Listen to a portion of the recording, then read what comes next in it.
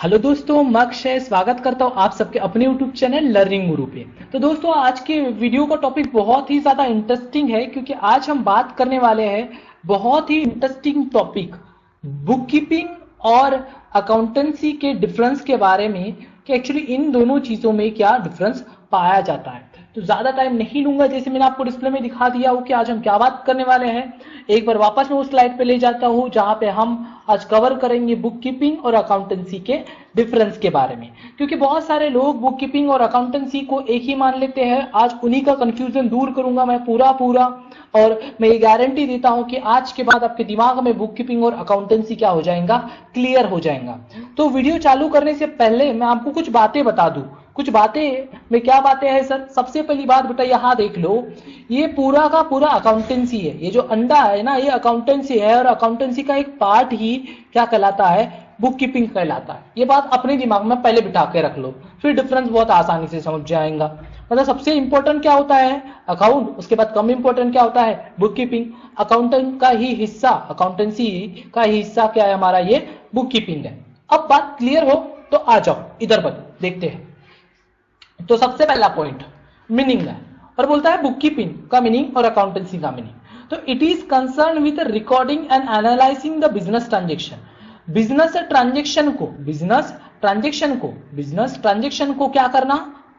Record करना और classify करना। बिजनेस ट्रांजेक्शन को रिकॉर्ड करना और क्लासिफाई करना बुक कीपिंग कहलाता है। तो बिजनेस ट्रांजेक्शन को या फाइनेंशियल डाटा को, जिसे बिजनेस ट्रांजेक्शन बोलते हैं, उसे रिकॉर्ड करना, क्लासिफाई करना, समराइज करना, एनालाइज करना और इंटरप्रिटेशन करना ही क्या कहलाता है? अकाउंटिंग कहलाता है। मतलब बात बहुत सिंपल है। बुक कीपिंग में क्या होता है? रिकॉर्डिंग होती है और क्लासिफिकेशन होता है। लेकिन अकाउंटेंसी में क्या होता है? रिकॉर्डिंग होता है, क्लासिफिकेशन भी होता है, समराइजेशन भी होता है, एनालाइजिंग भी होता है और इंटरप्रिटेशन भी होता है। मतलब पूरी की पूरी बातें अकाउंटेंसी में होती है। इसलिए हमने अकाउंटेंसी को बड़ा माने हैं और बुक कीपिंग को हमने छोटा माने हैं। दूसरी चीज, स्टेज की बात। सबसे पहले क्या करना चाहिए? बुक कीपिंग करना चाहिए या फिर हमें अकाउंटेंसी करनी चाहिए? तो सबसे पहले हमें क्या करनी चाहिए? जो इनिशियल फेज होता है, इनिशियल स्टेज होता है, प्राइमरी स्टेज होता है, वो होता है हमारा बुक कीपिंग।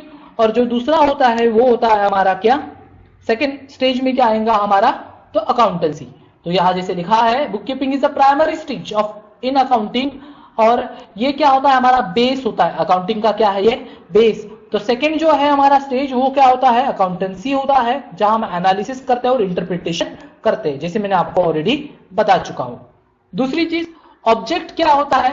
तो बुक कीपिंग का जो ऑब्जेक्ट होता है वो होता है कि फाइनेंशियल ट्रांजेक्शन को एक सिस्टमैटिक मैनर में क्या करना? लिखना। जैसे आप यहां पे देख पा रहे होंगे, सिस्टमैटिक मैनर में क्या करना? लिखना ही क्या कहलाता है? इसका ऑब्जेक्ट होता है। फाइनेंशियल ट्रांजेक्शन को कैसे लिखना? सिस्टमैटिक मैनर में लिखना। तो दूसरी चीज कि अकाउंटिंग का या अकाउंटेंसी का ऑब्जेक्ट क्या होता है? तो फाइनेंशियल स्टेटमेंट को प्रिपेयर करना। फाइनेंशियल स्टेटमेंट को प्रिपेयर करना। सर प्रिपेयर करना तो समझ गए, पर फाइनेंशियल स्टेटमेंट मतलब क्या? तो फाइनेंशियल स्टेटमेंट का मीनिंग यहां समझो बेटा, जो एंड में बनते हैं, ईयर एंड होने पे कंपनीज और सोल ट्रेडर पार्टनरशिप, इन सबके द्वारा बेटा कुछ अकाउंट्स बनाए जाते हैं। उन अकाउंट्स में मेनली होता है बेटा पार्ट, वो होता है हमारा ट्रेडिंग अकाउंट होता है, प्रॉफिट एंड लॉस अकाउंट होता है और बैलेंस शीट होता है। क्या होता है? बैलेंस शीट होता है। तो ये जो बनते हैं ना, इन्हीं को क्या बोलते हैं हम? Financial statement. तो अकाउंटिंग में फाइनेंशियल स्टेटमेंट बनाए जाते हैं ईयर एंड होने पे। दूसरी चीज, इन्हें फर्दर कम्युनिकेट किया जाता है। मतलब जो अथॉरिटीज होती है, जैसे मैनेजर्स हो गए, ऑनर्स हो गए, स्टाफ हो गया, सीनियर स्टाफ हो गया, इनको ये इंफॉर्मेशन दी जाती है। यह अकाउंटिंग का क्या होता है? ऑब्जेक्ट होता है। दूसरी चीज हम बात करते हैं आगे, तो है हमारे पास रिस्पॉन्सिबिलिटी। तो बुक कीपिंग करने की रिस्पॉन्सिबिलिटी होती है, वो होती है जूनियर स्टाफ की। किसकी होती है? जूनियर स्टाफ की। और जो अकाउंटिंग की बात होती है, वो किसकी रिस्पॉन्सिबिलिटी होती है? वो सीनियर स्टाफ की होती है। किसकी होती है? सीनियर स्टाफ की। आउटकम, इससे क्या बनता है बेटा? बुक कीपिंग में क्या बनता है? बुक कीपिंग से हमारे जनरल एंट्रीज बन जाती है और लेजर अकाउंट बन जाते हैं। तो जो हमारा अकाउंटिंग होता है, वहां से हमने प्रॉफिट एंड लॉस अकाउंट बनाते हैं और बैलेंस शीट बना लेते हैं। जैसे मैंने आपको थोड़ी देर पहले ही बताया बेटा कि हमारे फाइनेंशियल स्टेटमेंट में क्या आता है? तो हमारा आता है ट्रेडिंग अकाउंट और प्रॉफिट एंड लॉस अकाउंट और बैलेंस शीट। तो बुक कीपिंग जब हम करते हैं तब हमें जनरल एंट्रीज मिलती है और लेजर मिलती है आउटकम के तौर पे। और जब हम अकाउंटिंग सी करते हैं तब हमें प्रॉफिट एंड लॉस अकाउंट मिलता है और हमें बैलेंस शीट मिलती है। प्रॉफिट एंड लॉस में क्या होता है, तो उस बिजनेस का प्रॉफिट कितना है और लॉस कितना हुआ वो पता चलता है, और बैलेंस शीट से हमें असेट्स और लायबिलिटीज क्या है ये पता चलता है। सर असेट्स यानी क्या, तो बेटा असेट्स यानी उसकी संपत्तियां कितनी है, और लायबिलिटीज यानी मतलब उस कंपनी को कितने लोगों को पैसा देना है, मतलब उसकी देयता क्या है यह पता चलता है। डीप में जानना चाहते हो बेटा, एक वीडियो बना के रखा हो अकाउंटिंग टर्मोलॉजी, क्या नाम से, अकाउंटिंग टर्मोलॉजी के नाम से, एटी के नाम से, अकाउंटिंग टर्मोलॉजी के नाम से 1 घंटे की वीडियो 56 मिनट्स कुछ समथिंग है, एक बार जरूर चेक करना, पूरे टर्म्स क्लियर हो जाएंगे वहां से। दूसरी चीज, जो बुक कीपिंग का पीरियड होता है वो क्या होता है, बुक कीपिंग जो की जाती है मेंटेन की जाती है डे टू डे, हर दिन बुक कीपिंग मेंटेन की जाएंगी, मतलब एवरी डे ट्रांजेक्शन, डेली के ट्रांजेक्शन को क्या किया जाता है इसमें नोटिंग की जाती है, डे टू डे ट्रांजेक्शन होते हैं। तो अकाउंटिंग में क्या होता है, तो अकाउंटिंग में पूरे साल के इंटायर ईयर के ट्रांजेक्शन को क्या किया जाता है, लिखा जाता है या देखा जाता है, चेक किया जाता है। ये बुक कीपिंग हर दिन की जाती है और अकाउंटेंसी के जो अकाउंटिंग होती है वो ईयर एंड पे करते हैं। दूसरी चीज है हमारा नेक्स्ट डिफरेंस, वो है एनालिसिस।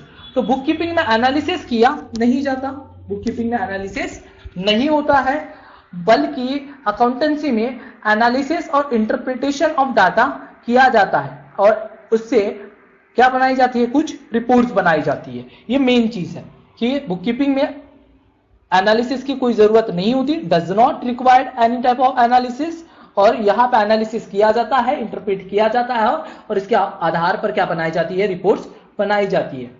फिर जो है नेक्स्ट हमारे पास वो है डिसीजन मेकिंग। तो बुक कीपिंग को देख के कोई भी मैनेजमेंट, क्या वर्ड यूज किया मैंने, बुक कीपिंग को लेके कोई भी मैनेजमेंट डिसीजन नहीं ले सकता, can not take decision based on the data provide by bookkeeping. तो डिसीजन किससे लिया जाता है, जो अकाउंटेंसी से डाटा मिलता है, अकाउंटेंट जो डाटा देते हैं उससे क्या करता है मैनेजमेंट, क्या लेता है, क्रिटिकल बिजनेस डिसीजन, मतलब इंपॉर्टेंट या क्रुशियल लिखा है, क्रुशियल मतलब इंपॉर्टेंट क्या लेता है, डिसीजन लेता है। तो यहां से बुक कीपिंग से कोई डिसीजन मेकिंग नहीं होती है, बुक कीपिंग से कोई डिसीजन मेकिंग नहीं होती है, पर अकाउंटेंसी से डिसीजन मेकिंग होती है। दूसरी जो बात है हमारे पास है स्किल की, क्या की बात है हमारे पास, स्किल की। तो बुक कीपिंग करने के लिए कोई स्पेशल स्किल क्या होना जरूरी नहीं है, नॉर्मली आप कर सकते हो, लेकिन अकाउंटिंग करने के लिए आप में एनालिटिकल स्किल होना जरूरी है। एनालिटिकल स्किल होना मतलब डाटा को एनालिसिस करने की स्किल आप में होनी चाहिए। तो ये मैंने आपको क्या बताया, कुछ डिफरेंस बताया, एक बार क्विक में रिवाइज करा देता हूं। तो मीनिंग क्या है, तो बुक कीपिंग मतलब क्या होता है हमारा, तो हम यहाँ रिकॉर्डिंग करते हैं और क्लासीफाई करते हैं। अकाउंटिंग में हम रिकॉर्डिंग, क्लासीफाई, समराइज, एनालाइज और इंटरप्रिटेशन करते हैं। जो स्टेज होता है बुक कीपिंग प्राइमरी स्टेज होता है, अकाउंटेंसी हमारा सेकेंडरी स्टेज होता है। ऑब्जेक्ट क्या होता है इसका, तो सिस्टमैटिक मैनर में ट्रांजेक्शन को लिखना, तो इसमें फाइनेंशियल स्टेटमेंट को बनाना, ये ऑब्जेक्ट होता है। रिस्पॉन्सिबिलिटी, तो यहाँ जूनियर स्टाफ की रिस्पॉन्सिबिलिटी होती है और यहाँ पे अकाउंटेंसी में सीनियर स्टाफ की रिस्पॉन्सिबिलिटी होती है। बुक कीपिंग से जनरल एंट्रीज और लेजर बन जाते हैं और अकाउंटेंसी से प्रॉफिट एंड लॉस अकाउंट और बैलेंस शीट बन जाते हैं।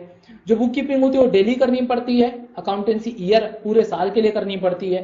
एनालिसिस, बुक कीपिंग में कोई एनालिसिस की जरूरत नहीं पड़ती, तो यहाँ पे अकाउंटेंसी में एनालिसिस और इंटरप्रिटेशन करके रिपोर्ट्स को बनाया जाता है। डिसीजन मेकिंग, तो बुक कीपिंग से कोई डिसीजन नहीं लिया जाता है, तो पूरे के पूरे डिसीजन जो होते हैं वो अकाउंटेंसी के बेस पे मैनेजमेंट लेता है। इंपॉर्टेंट डिसीजन, जैसे यहाँ लिखा है क्रूशियल डिसीजन लिए जाते हैं। आपको बुक कीपिंग करने के लिए कोई स्किल की खास जरूरत नहीं पड़ती, there are no requirement of any skill for the bookkeeping, लेकिन अगर आपको अकाउंटेंसी करना है तो आप में एनालिटिकल स्किल का होना जरूरी है। तो मैंने शॉर्ट में भी बता दिया और इन डिटेल भी आपको बता दिया। आई थिंक आपका हर एक कौन से बुक कीपिंग और अकाउंटिंग के बीच में क्या डिफरेंस होता है ये समझ में आ गया होगा। फिर भी अगर कोई डाउट है तो कमेंट बॉक्स में जरूर बताना, मैं उसका सोल्यूशन जरूर दूंगा आपको। आई होप सो कि आप एंजॉय कर रहे होंगे इस लर्निंग को और लर्निंग गुरु के साथ बने रहेंगे। इस वीडियो में इतना ही, मिलता हूं फिर किसी एक नई वीडियो के साथ जहां हम बात करेंगे बहुत ही इंपॉर्टेंट